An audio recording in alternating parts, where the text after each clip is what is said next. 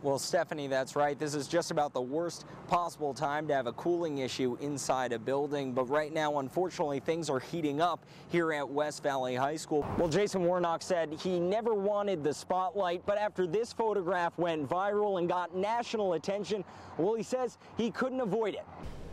Well, Dan, that's right. Eyewitnesses told me after the crash here at First and Cannon, one of the two men inside that Jaguar took off west down First Avenue, gun in hand, as police followed. Perhaps they have a point.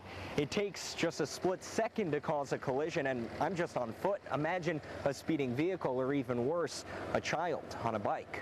Well, Dan, Dolezal acknowledges it was a long journey to become the woman who would lead the local chapter of the NAACP from inside this Spokane building. Deputy Chief Ladd says in today's conditions alone, the flames would average about 7 feet tall in a brush fire. And as the temperature goes up, so does that height. Well, inside the hallways at Salk, it's already 81 degrees. It's not even noon yet. And as the temperature goes up outside, it's only going to get worse. But about 20 feet away in the school's brand new gymnasium, things feel quite different. It's at least 10 degrees cooler in here, which makes a big difference in a student's life, especially this time of year. Drivers are taught to park around 18 inches from the curb for a curb stop and 2.5 feet for a street stop. The next thing the driver does is check all 7 mirrors on the bus for traffic. If there are students across the street, a simple signal from the driver lets them know it's safe to cross, and only then will these doors open and those kids come inside. Dan and Steph, that's right. I spoke over the phone with one of the men on that ISIS kill list. He told me he and his family fear for their lives. But surprisingly, they're not the people I found when I showed up at their Eastern Washington home. There's actually a new tenant who sat down with me in a KHQ exclusive interview. Her face has been blurred and her identity sealed to keep her safe, given the sudden threat to her family. Just got the keys and started moving in last Saturday. Hangers out of here. We haven't quite got everything moved in just yet. This single mother of 3 couldn't have been more excited to move into her family's new home last weekend. Grandma gave me that. We were stoked. It's a beautiful house. But just days later, she found this business card in her door. Joint Terrorism Task Force, and I came home on my lunch break today to this on my door. There was no note left with this. It turns out her address is one of 100 on an ISIS hit list released last week, which includes the names of the military men and women who live there. Just confusion. The problem is she's not on the list. It's just absolutely crazy. She just rents the house from someone who is. How are you even processing that? I'm not just yet. I don't know what to think just yet. We haven't even unpacked all the boxes here, and it's kind of thrown my world into a little bit of a tailspin right now. And how could it not? It's terrifying. Someone's threatened a quiet life she's still unpacking. I've worked a long time to get to this point and to stabilize our lives. And so it's definitely a bit of a blow to know that something that was supposed to be a very positive thing in our life kind of has a dark cloud over it now.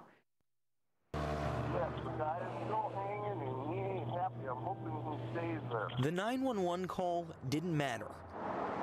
The hero at Bryden Canyon was no officer at all. I'm no one special. It was 29-year-old Jason Warnock. Just a regular dude. A regular dude who sprung into action Wednesday morning. We were coming up Bryden, and I seen on the downhill lane, there's 2 lanes coming down, there was a big log. The foreman, he's all, no, look up. Just feet above his head, an SUV was teetering on the edge of the cliffside after it ran off a residential road and tore through a backyard. Then I seen him beating on the door. A 23-year-old was stuck inside. You gotta go get him out of there for that fence gives. So Warnock took off running. So I ran across the walkway and then ran down along the fence line there to right here was where he was hanging. And I was thinking, God, don't let me have a heart attack before I get to him. He reached the SUV and got the passenger window open. He gave me his hand, you know, and that was that. That was that.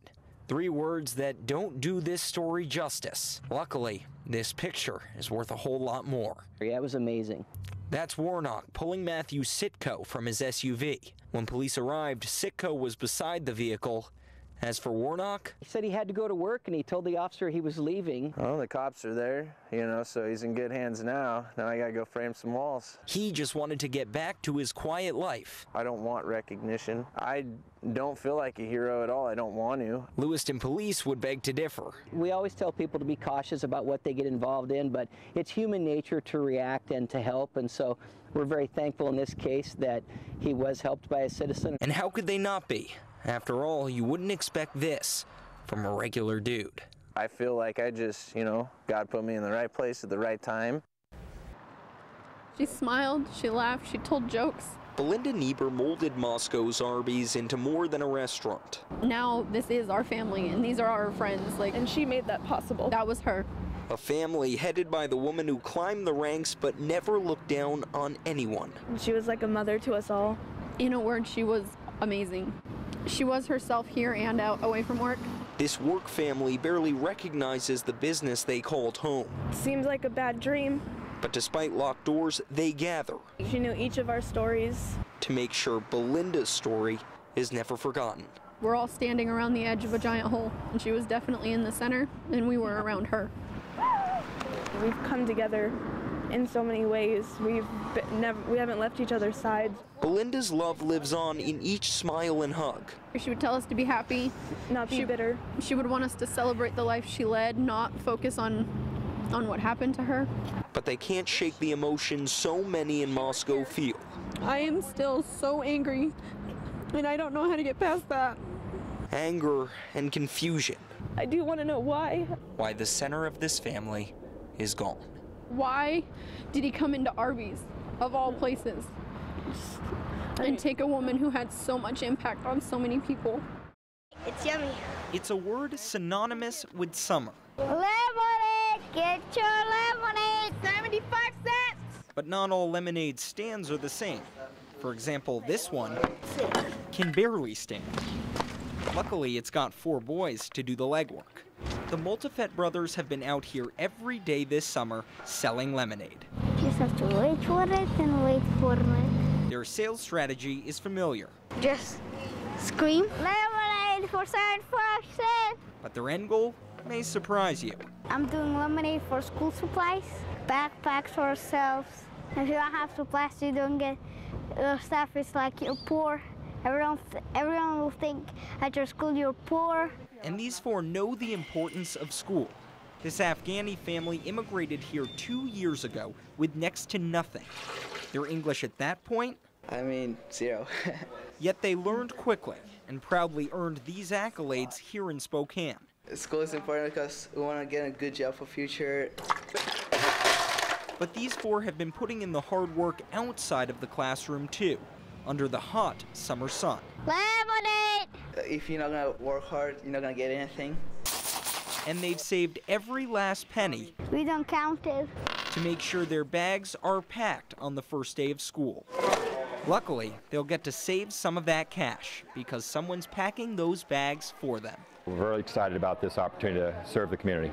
Today, the Salvation Army handed out thousands of free backpacks full of school supplies to some kids that needed a little helping hand. There are some that their dollars just don't stretch far enough to get the things they need or to get everything they need, and so this helps them. 4 of those bags went to the Multifets. Oh. Now these brothers are ready for another school year. But as school starts, remember these 4 grateful boys. Thank you. Because they're not done selling lemonade. Oh, the chair fell off. They've just set their sights a little higher. We want to buy a computer and for school. Gabe Cohen, KHQ Local News. One of our officers saw this vehicle coming across the bridge. A short police chase. It actually ended up making a U-turn coming off the bridge over here off of Sprague. Started accelerating. Ended with an ugly collision. I saw him. Started coming through the intersection. I knew it was going to happen. The Jaguar police were after wrecked Richard Eng's truck. I'm okay. Got a little pain in the side there. But for officers, that was just the beginning. 2 people got out of the suspect vehicle and ran. They jumped out of the truck. They had guns and took off. Each in a different direction. I didn't know, You know, I didn't know what to do. The one that went west led a mad dash. I just heard the crash and looked out my window. Then I could see the officers were obviously chasing somebody. The wanted man brought cops over Jeannie Distel's fence. Scared, you know, we live here. Moments later, we saw there was, you know, police running down this street like mad. He darted by Duff Evans' porch. Oh, yeah, we were freaked out, but we really didn't know. It could have been much scarier. A quarter mile down First Avenue, the perp broke into a house and forced a wrestling match with an officer. They were essentially toe-to-toe going at it. He tased the cop in the neck. But backup arrived in time and Spokane police got their man before more damage was done. This could have been way, way more serious. This fire is like a monster. It just picked and chose what it wanted to burn.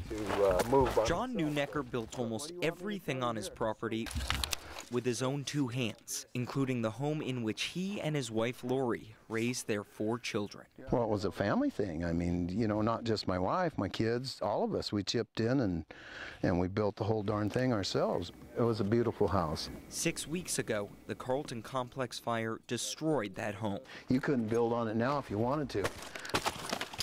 This was just blood and sweat. And I don't have nothing now. This is what I have. But the toughest part for John, yeah, it's hard.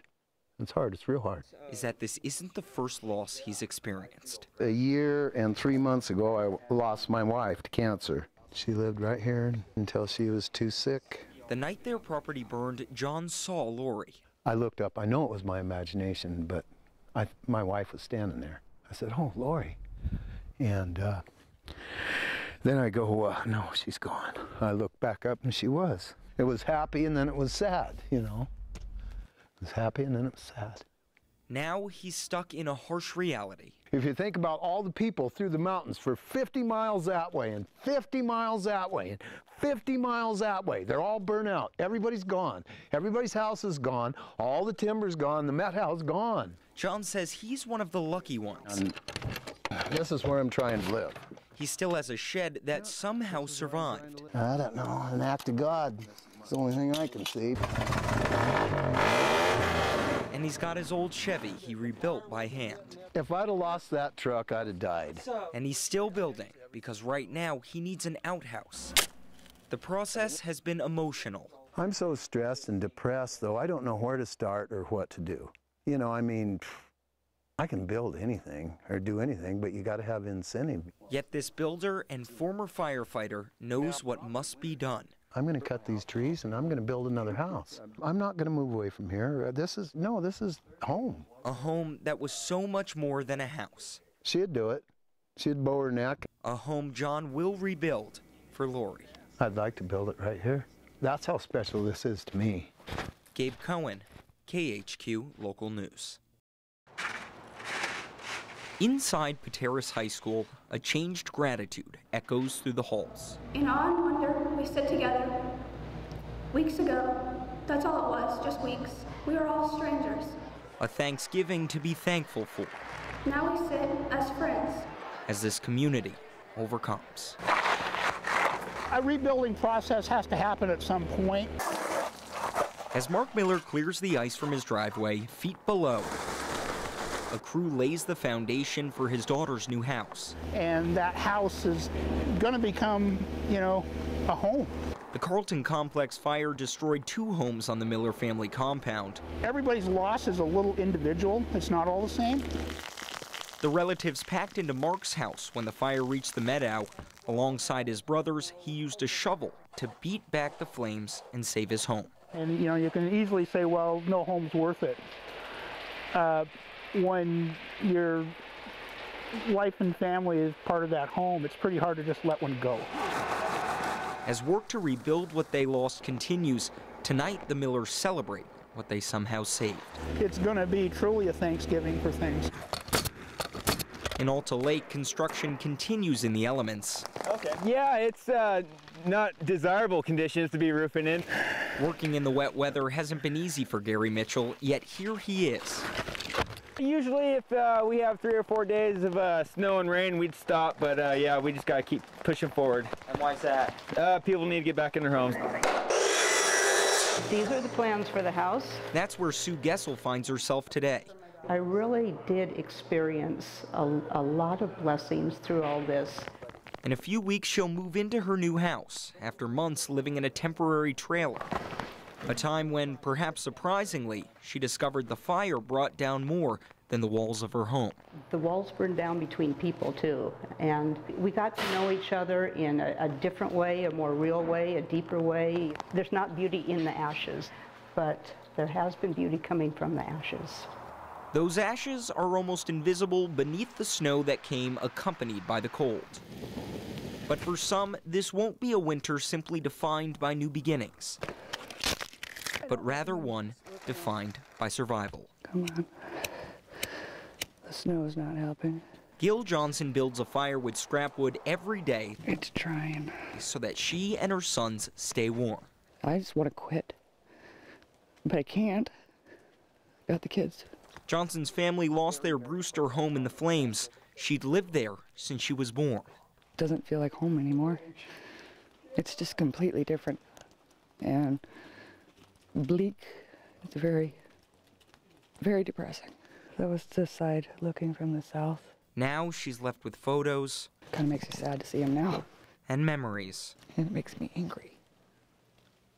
To work so hard for so long on something and just poof. It's all for nothing. And a couple poorly insulated trailers donated to keep her family alive. I've been really grateful for what people have given me. You just grit your teeth and do what you have to do. But despite little electricity and no way to pay a heating bill, she's still here. I want to be here as long as I can be here. This is my home. I can't say it's my house anymore, but it's still my home. Making the best of the worst with a small fire and a frosty living room. Deeply saddened by what she lost, but so grateful for what she didn't. Yeah, I miss my stuff, but we're okay, so stuff's not that important anymore. It took courage to overcome the Carlton Complex fire.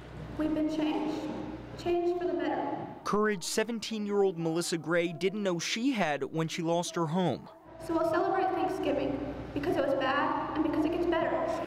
Courage that keeps Gail Johnson going.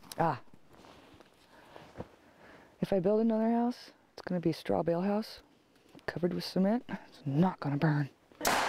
There's still so much to be done, but perhaps it's the small things that will help this community rise from the ashes. Like a hero's welcome for those who saved lives and property when Okanagan County burned. And the words of a young girl with a changed gratitude.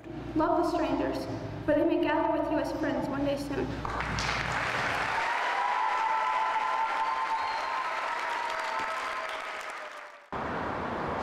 On the west side of Washington, in the town of Tumwater,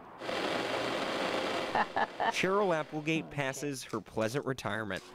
It was a very well-lived life. A long life of family and faith provided by two adoptive parents. I don't know what I would have done without them. Nearly 69 years later, she doesn't doubt she was raised right. We had a good family life. But there is one question still to be answered. All I knew was I was adopted and that I had two sisters. And that's all I knew for a lot of years. I had no idea if they were even alive.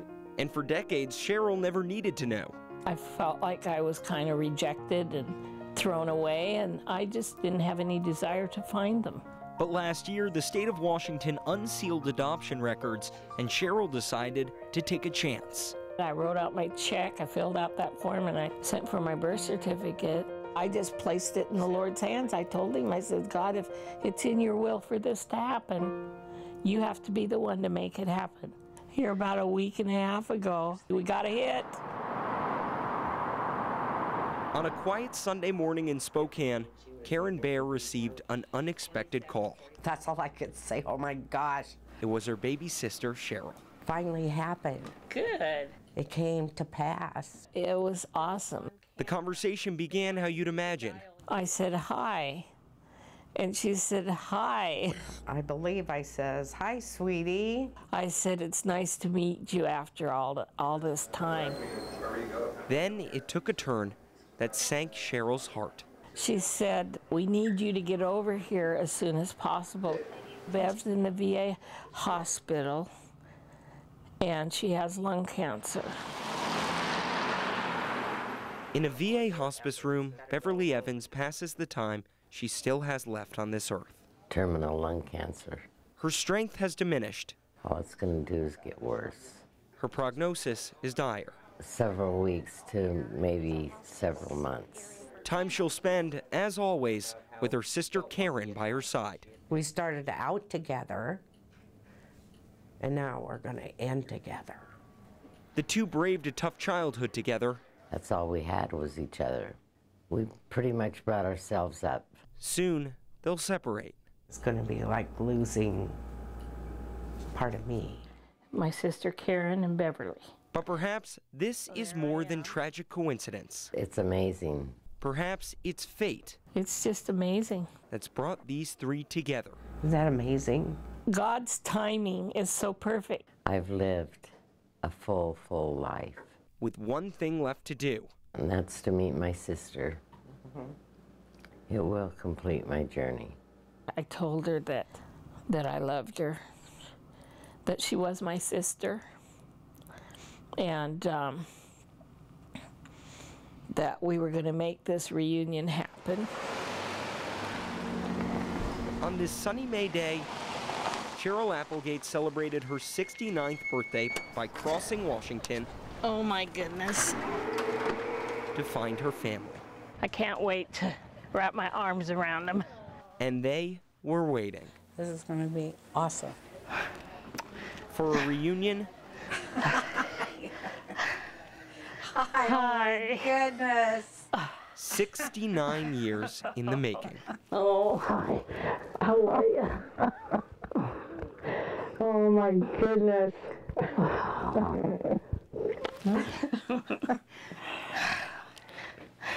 Hi, Sherry. Hi there, Bev. An unimaginable moment. Oh my goodness. These are my sisters. For three sisters who thought they'd seen it all. You know, I lost all my hair.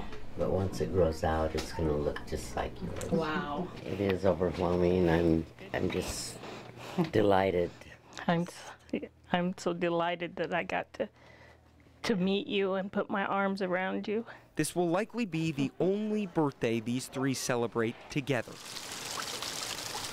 Painful, yes. But somehow, this moment makes it a little easier. I honor you and I bless you. I honor you and bless you too. To let go. Love you. I love you too. Gabe Cohen, KHQ Local News.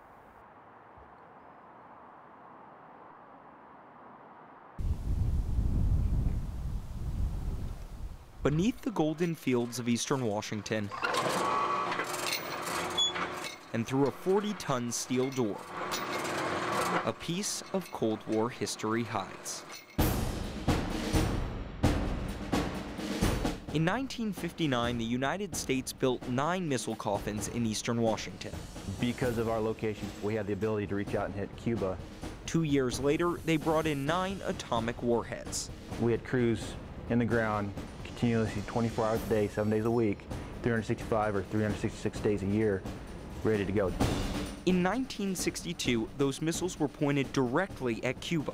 It was really, really tense and nervous. And at a moment's notice, yeah, that's me. Dick Mallore's team was ready to fire. We're sitting there in the missile sites, just scared to death that we're going to have to use them, because this wipes out our families and everything else. We have nothing left. Thank God we didn't have to do it. In 1965, the missiles were removed and the coffins cleared out. What are you going to do with 3 million tons of concrete and steel? It kind of boggles the mind when you think about it. In 1969, Mark Kramer's family bought one of the sites for just $2,500. This was the actual launch room. The missile was in that other room over there, missile laid down. And this ceiling here would lift up like 6 or 8 inches. It would lift up, and then it would slide sideways off. These are surveyor marks. We keep learning more and more. Time has taken its toll on the site. You see all the bolt holes. But that's fine. The Kramers just use it for storage. This is just our old stuff that we've gathered over the years. We know that there was a missile that was intended for destruction, but you don't think about that. It's just a part of the family almost. We always talk about the base. Everybody wants to go to the missile base. 45 years later, the coffin is more of a family relic than anything else. We've actually talked about how we're passing it down to our son. And most of the other coffins have also been lost in history. Very few of them have any idea of that they were even here. This is the access road. But some still remember the tension. If we had to punch the button, 15 minutes later, this world would be burning up. As the world above waited on the brink of destruction. Gabe Cohen, KHQ Local News.